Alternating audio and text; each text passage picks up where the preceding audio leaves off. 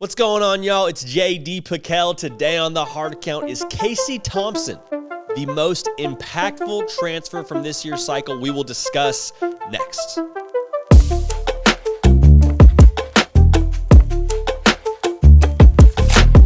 Welcome into CFB with JD, the People's Channel for every single thing that you know that you love about college football. It happens here on a nearly daily basis. Jack McKenzie doing the heavy lifting. You can help drive the show at my Twitter page, at JD Pickell. Speaking of my Twitter page, I put out a tweet a couple days ago, posted a picture of Casey Thompson in Nebraska's spring game, and I just said, look, potentially Casey Thompson could be the most impactful transfer from this year's cycle. I'm not saying he's the best transfer. I'm not saying he's the most talented transfer. I'm not even saying he's going to have the best year statistically. But in terms of impact, in terms of what he could mean, he is the most potentially important transfer. I think that's the word I said. I think I said most important, impactful. You get the gist of things. And so immediately the comments became Spencer Rattler, Caleb Williams, Quinn Ewers, this, that, and the other. And I get all that. And are they better quarterbacks than Casey Thompson? I'd be hard-pressed to disagree with you. I'd be a very, very difficult position to say, no, Casey Thompson's better than all those guys. Maybe it's another video for another time. But the point that I'm trying to make is you add a Casey Thompson to a Nebraska football team that was 3-9 a year ago, and it's a very interesting concoction to look at. Allow me to explain. Nebraska was 3-9 a year ago. Not so good, right? Well, they lost 8 games by 1 score. And that 9th loss was by 9 points. Oh, by the way, I think that one loss was to Ohio State. So Ohio State had the most definitive win against them, and it was by 9 points. So that's a big deal. Then you look at the quarterback position. You say, okay, the most important position in football. What'd you have there? Well, you had Adrian Martinez, who has since transferred to Kansas State. Portal carousel, the portal gives, the portal takes. Portal Mike goes and gets Adrian Martinez to Kansas State. But before that, Adrian Martinez, a season ago in this 3-9 campaign, had 14 touchdowns, 10 interceptions, and 3 fumbles that were lost. 7 fumbles total, 3 fumbles lost. So you look at the numbers here, and Adrian Martinez had 14 touchdowns and 13 giveaways. And you were still in every single game in the Big Ten. Folks, I don't think we can oversell how impressive that is of Nebraska. To not have a baller at the quarterback position and to compete the way they did in the Big Ten and to be in every single game, like, we got to take a closer look at Nebraska. What this tells me is you had a subpar quarterback, and it's no knock on Adrian Martinez, but just he had subpar performance. I hope that he does well at Kansas State. I think he will do well at Kansas State. You had a subpar performer at quarterback, and you still were able to be in every single game. So if the bounce of the ball goes another way in some of those games, you likely make a bowl game in just 3 of those games. If the ball bounces another direction, if you get a break here, a break there, you're in a bowl game. And 6-6 sounds a lot better than 3-9. So into the fray is Casey Thompson. 24 touchdowns, 9 interceptions. That ratio alone, if you had that a year ago, I think you're a 7-win team at Nebraska. Like, that's so much better than what you were dealing with. Team was a score away with a quarterback who threw the ball in the end zone almost as much as he gave it to the other team.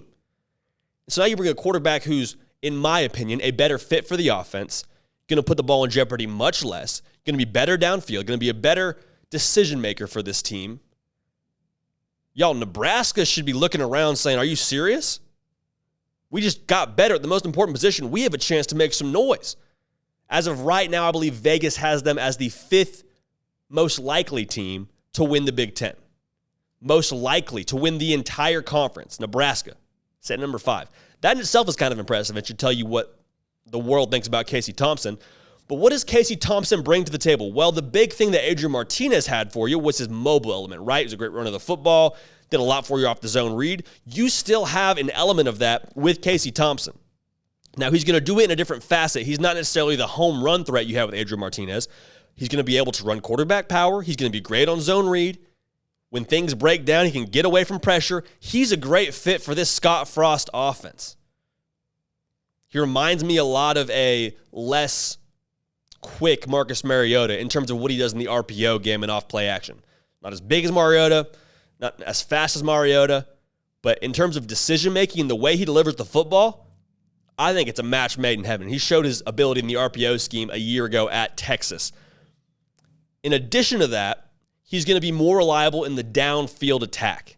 So if Nebraska can get the run game going a little bit, they're going to be able to take some shots with Casey Thompson. He brings that kind of skill set to you. So ultimately, the big play should be there in the pass game, something that was very sporadic a year ago with Adrian Martinez. When Adrian Martinez dropped back, you said, okay, we kind of have to do this. We kind of have to take a gamble here and allow him to throw the ball downfield.